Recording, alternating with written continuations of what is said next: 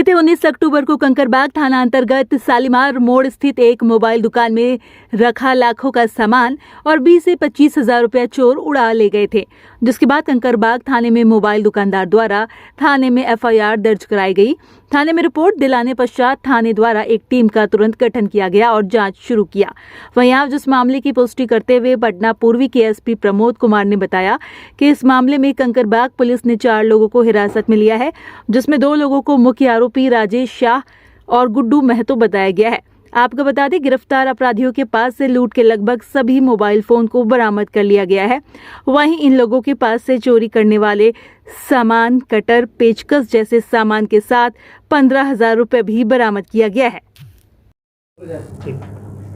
Sir, आज संवाददाता से नहीं बुलाया गया है, क्या कुछ पूरा मामला? आप लोगों को सूचित करना है कि कंकड़बाग थाना अंतर्गत शालीमार मोड़ के पास एक मोबाइल की दुकान है और वहाँ पे 19 अक्टूबर को एक चोरी की घटना हुई रात में। तो अगले दिन सुबह मकान जो ये मोबाइल मालिक थे, जो दुकान जिनकी थी, उन्होंने एक रिटन कंप्लेंट दी और उन्होंने भारी मात्रा में अपने मोबाइल चोरी का जो है कंप्लेंट दिया कि काफ़ी महंगी मोबाइल थी और करीब 7 से 8 लाख की लगभग सभी मोबाइल थी और नकद भी इन्होंने बताया कि लगभग 20 से 25 हज़ार रुपये जो है वो चोरी करके ले गए हैं। तो तत्काल इसमें एक टीम गठित की गई सहायक पुलिस अधीक्षक सदर महोदय के नेतृत्व में, जिसमें थानाध्यक्ष कंकड़बाग और सब इंस्पेक्टर ललित विजय, सब इंस्पेक्टर योगेंद्र रविदास और सिपाही प्रभात कुमार, रंजीत कुमार, अजय कुमार, भीम रजब और विनय पासवान, इन सब ने जो है टेक्निकल टीम की मदद से काफ़ी अच्छा जो है डिटेक्शन किया और बहुत जल्द ही इसके जो 2 मुख्य अभियुक्त थे, जिन्होंने खुद दुकान में आके जो है 3 लोगों ने मुख्य रूप से दुकान में आके चोरी की थी और उसमें से 2 लोग गिरफ्तार हुए, जिनका नाम है राजेश साव। यह खेमनी चक रामकृष्णा नगर का रहने वाला है, जो पूर्व में भी जो है पत्रकार नगर से इसी साल जो है चोरी की घटना में जेल गया था, और गुड्डू महतो यह है दीदारगंज का। इन लोगों को जब गिरफ्तार किया गया तो इन्होंने बताया और स्वीकार किया कि कैसे कैसे इन्होंने चोरी की घटना को अंजाम दिया और इसमें 3 लोग शामिल थे और पिकअप वाहन से ये लोग आए थे। और उसके बाद इन्होंने कुछ औजार जो होते हैं जो रात्रि में जग विभेदन के लिए यूज़ किया जाता है, जैसे कटर और पिचकस और अन्य कई जो है सलाई रिंच या अन्य जो औजार होते हैं, जिसके माध्यम से ये लोग कई बार शटर काटते हैं, ताला काटते हैं और रात में जो है चोरी की घटना को अंजाम देते हैं। तो इनकी निशानदेही पर फिर एक अन्य जो इसमें अभियुक्त शामिल था हरिभूषण, जो खाजे कला का रहने वाला है, तो इन्होंने उसके माध्यम से जो है ये सभी मोबाइल और सामान जो भी दुकान में बरामद हुआ था उसकी बिक्री की थी। तो उसको जब गिरफ्तार किया गया तो उसने फिर बताया कि शास्त्री नगर थाना अंतर्गत पुनाई चक में एक अनिल कुमार पिता श्रीकांत प्रसाद, ये ओम शबनम अपार्टमेंट का है, और ये जो है इसको सारा जो है इन्होंने मोबाइल बेचा था। तो तत्काल पुलिस टीम ने जो है थाना कंकड़बाग के नेतृत्व में जो है वहाँ पर पहुँच के छापेमारी की और लगभग सभी मोबाइल बरामद हो गई। और जो 20 से 25 हज़ार रुपये चोरी की बात थी, तो उसमें से 15,000 रुपये इनके पास से बरामद कर लिए गए हैं। एक अभियुक्त इसमें से बचा है, उसकी गिरफ्तारी के लिए हम लोग जो है प्रयास कर रहे हैं, बहुत जल्द वो भी गिरफ्तार हो जाएगा। तो निश्चित ही इन 4 अभियुक्तों की गिरफ्तारी से और लगभग सभी सामान बहुत जल्द बरामद हो जाने से लगभग 1 हफ्ते के अंदर ही इन्होंने इतना बढ़िया डिटेक्शन किया है। तो ये पूरी टीम ने काबिल तारीफ काम किया है और न सिर्फ इनकी गिरफ्तारी से जेल जाएंगे, बल्कि इस क्षेत्र में अन्य गृहभेदन की घटनाओं पर खास करके जो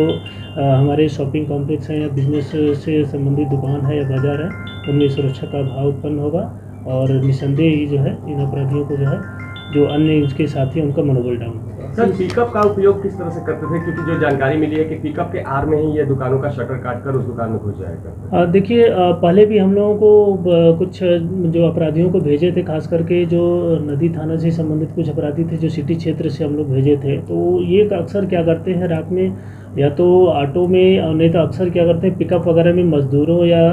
ऐसे रूप में एक अपना बदल लेते हैं, कब लुंगी पहन लेंगे, नॉर्मल से कपड़े पहन लेंगे कि हम मजदूरी करने जा रहे हैं या कहीं जा रहे हैं। इसके आड़ में कई बार पिकअप वगैरह में बैठ के और रेकी कर लेते हैं और कई बार पहले से भी रेकी किए रहते हैं और कई बार ऑन द स्पॉट रेकी करते हैं। देखते हैं जब आसपास कहीं अंधेरा है या मतलब वहाँ आसपास कोई है नहीं, तो ऐसी दुकानों को ये टारगेट करते हैं और उसके आसपास या जैसा ही देखते हैं माहौल, अगर देखते हैं कि आसपास कुछ हुआ नहीं तो सामने लगा के उसके आड़ में खड़े होकर करते हैं, या तो फिर ये लोग कहीं साइड में लगा के गाड़ी और फिर आके अपना जो है कोई एक 3-4 के ग्रुप में लोग रहते हैं, एक रेकी करता है, बाकी लोग जो है तत्काल जो है इसको, ये लोग इतने माहिर हैं कि विदिन 10 से 20 मिनट में ये लोग शटर काट के जो है और ज़्यादा से ज़्यादा सामान को ये चंपत कर देते हैं। सर, मोबाइल की चोरी का इस्तेमाल होना काफ़ी खतरनाक है। आमतौर पर लोग पकड़े जाते हैं मोबाइल का जो इस्तेमाल करते हैं, ये लोग किस जरूरत से जो है मोबाइल का? देखिए, इसमें पहले भी आप लोगों को पता होगा कि कई बार अक्सर मोबाइल की जो चोरी की घटनाएं होती हैं, सभी मोबाइल इसलिए भी बरामद नहीं हो पाती हैं, चोर नहीं पकड़े जाते हैं क्योंकि बगल में नेपाल का मतलब जो नेपाल देश है, तो ये लोग कई बार क्या करते हैं कि अपने जो अन्य जो इनके चोर गिरोह के सदस्य हैं उनके माध्यम से ये नेपाल में जो है ले जाके मोबाइल बेच देते हैं। तो जब हमारे खुद अपनी कंट्री में जब ये मोबाइल चलते हैं तो हम लोग IMI रन वगैरह करा के इनको आज नहीं तो कल ज़रूर पकड़ लेते हैं, परंतु जब ये नेपाल में भेज दिए जाते हैं तो दूसरे देश का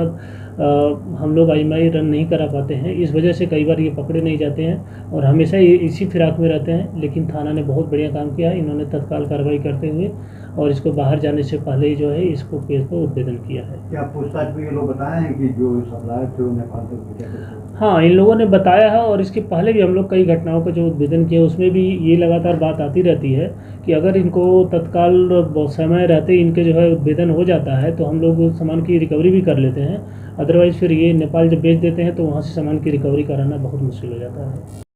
CCTV वगैरह से भी हम लोग देखिए कई इसके पहले भी एक दो घटनाएं हुई हैं, आप लोगों को पता है। CCTV से बहुत मदद मिलती है, खास करके जो फौजी हत्याकांड था उसमें आप लोगों को भली बात पता है कि उसमें हम लोगों को और कोई लीड नहीं थी, तो उस कांड में CCTV और अन्य कुछ हम लोगों को तकनीकी सेल की मदद से ही हम लोग उस घटना को उद्भेदन कर पाए थे। इसलिए CCTV कई बार फ़ायदेमंद रहता है और हम लोग इसलिए अपने स्तर पे भी और कई बार जो भी व्यवसायी वर्ग उनसे भी हमेशा आग्रह अनुरोध करते रहते हैं कि आप लोग भी अपने जो भी शॉप्स वगैरह हैं वहाँ पे CCTV कैमरा ज़रूर लगाएं, जिससे न सिर्फ उनको बल्कि प्रशासन को भी मदद मिलती है और जो चोर या उचक्के रहते हैं वो जो इससे जो है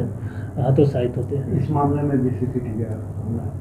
हाँ, कुछ जगह का लिंक हम लोग को मिला था, तभी वो बताया ना कि तकनीकी जो हम लोग की मदद थी वही हम लोग को एक लीड दिया था। इसी से फिर हम लोग जो है इसका जो वाहन था या जो अभियुक्त का जो चेहरे थे उनसे हम लोग आइडेंटिफाई कर पाए और इस केस का उद्भेदन कर पाए।